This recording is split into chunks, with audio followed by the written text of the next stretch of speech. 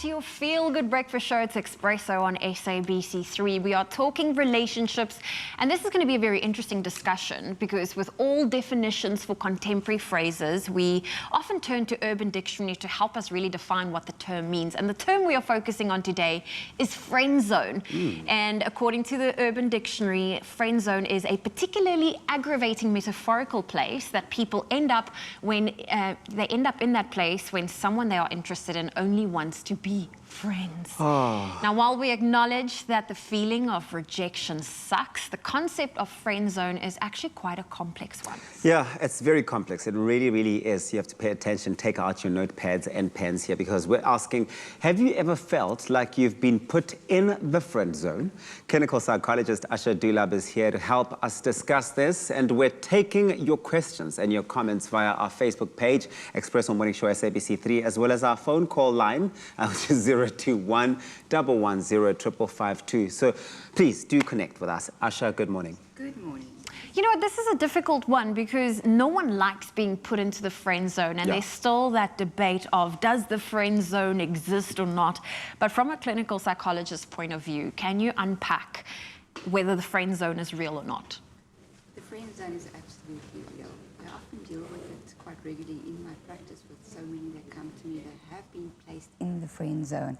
It's a very uncomfortable zone. It's a zone where people actually experience a lot of self-doubt. They question themselves. Am I good enough? Am I lovable? You know, am I worth being in a relationship? What's wrong with me?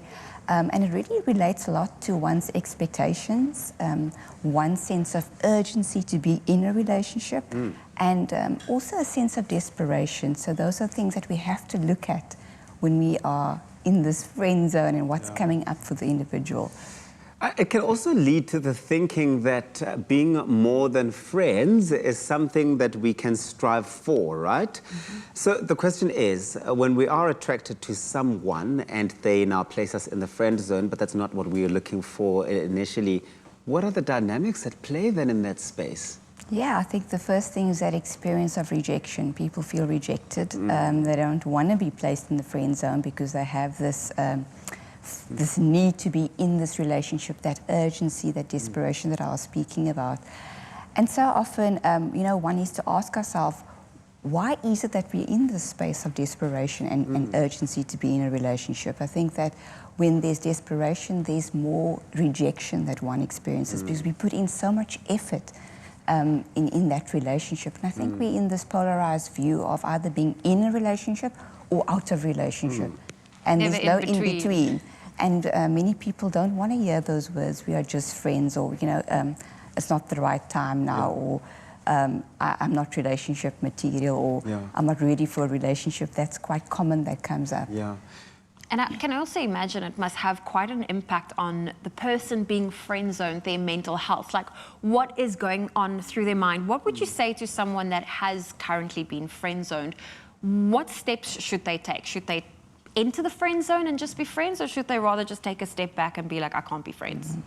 I think firstly it's a process where there's a lot of feelings of frustration, anger, sometimes even depression. Our bodies go through a lot of processes. And I mean, what advice is sometimes we need to step back and just reevaluate why is it that we are not actually meeting each other's emotional needs, you know?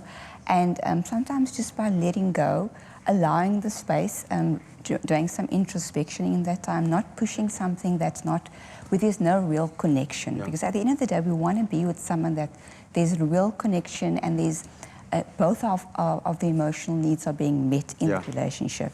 And it makes sense what you're saying now, Asha, because the thing is, if you are being placed in a friend zone, one might even think that that's a better place to find yourself than have someone who sort of strings you along and has you under the impression that you are aligned emotionally when they know. So there's a great deal of honesty that comes with saying, let us rather be friends, because it honors the person's position and where they are, and it recognizes that there is a feeling there that isn't being met, and let me rather protect you from the hurt of thinking we are aligned, correct? Absolutely. Honesty is the best policy, but generally those conversations are quite tough to have, so people avoid them, you know, just wanting to keep other people's feelings at bay, keep them happy. So we don't usually speak our truth, and we kind of make excuses why we don't want to really be with the person. And because those conversations are tough, so we need to get comfortable with those tough conversations.